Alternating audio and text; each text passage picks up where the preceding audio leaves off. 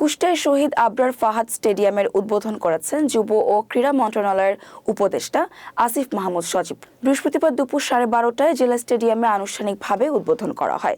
অনুষ্ঠানে প্রধান অতিথি হিসেবে উপস্থিত ছিলেন আবরার ফাহাদের পিতা বরকতুল্লাহ।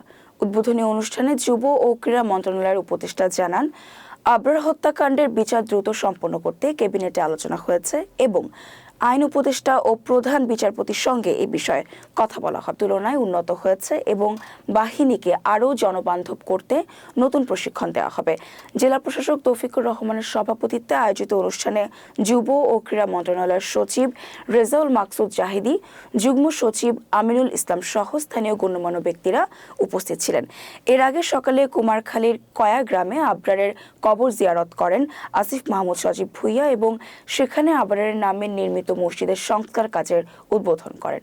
2022 সালে 13 জানুয়ারি 40 কোটি টাকা ব্যয় স্টেডিয়ামের নির্মাণ কাজ শুরু হয়। 5 আগস্ট সরকার পরিবর্তনের পর স্টেডিয়ামটির নাম পরিবর্তন করে শহীদ আবরার ফাহাদ স্টেডিয়াম রাখা হয়। আবরার ফাহাদের যে হত্যাকাণ্ড, সে যে বিচারের যে প্রক্রিয়া, সেই প্রক্রিয়াকে দ্রুত সময়ের মধ্যে বাস্তবায়নের জন্য ইতিমধ্যে আমরা এই বিষয়টি ক্যাবিনেটেও উঠেছে, আমরা কথা বলেছি এবং আমাদের আইন উপদেষ্টা তিনি আমাদের প্রধান বিচারপতি সহ আমাদের বিচারালয়ের সাথে কথা বলবেন যাতে করে এই বিচার প্রক্রিয়া দ্রুত সম্পন্ন করা যায় এবং আমরা দ্রুত সময়ের মধ্যে যারা আবরার ফাহাদের হত্যাকাণ্ডের সাথে জড়িত ছিল তাদের শাস্তি নিশ্চিত করতে পারি। একজন তো এই বিষয়ে কারা সম্পৃক্ত ছিল এরকম কোনো কিছু আপনারা এখন? এই বিষয়টি এখনো তদন্তাধীন। এই বিষয়ে বিস্তারিত তথ্য হয়তো পরে জানা যাবে। দেখুন, এটা একটা ট্রানজিশন পিরিয়ড। পৃথিবীতে কোনো দেশেই বিপ্লবোত্তর পরিস্থিতি খুব যে ভালো থাকে তা নয়।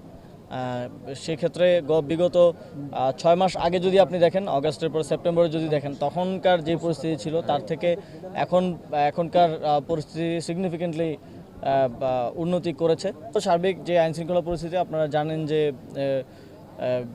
হাসিনার সময়ে জুলাই আগস্ট গণ অভ্যুত্থানে কীভাবে আইনশৃঙ্খলা বাহিনীকে জনগণের বিরুদ্ধে লেলিয়ে দেওয়া হয়েছিল, যে কারণে তাদের যেই মোরাল নৈতিক অবস্থান, সেটার কারণে তারা সঠিকভাবে দায়িত্ব পালন করতে পারছে না। আমরা আইনশৃঙ্খলা বাহিনীকে আরও জনবান্ধব করে তোলার জন্য নতুন করে ট্রেন করা এবং নতুন সদস্য অন্তর্ভুক্ত করা, ইতিমধ্যেই 5,000-এর অধিক ট্রেনিংয়ে গেছেন, আরও প্রক্রিয়াধীন আছে।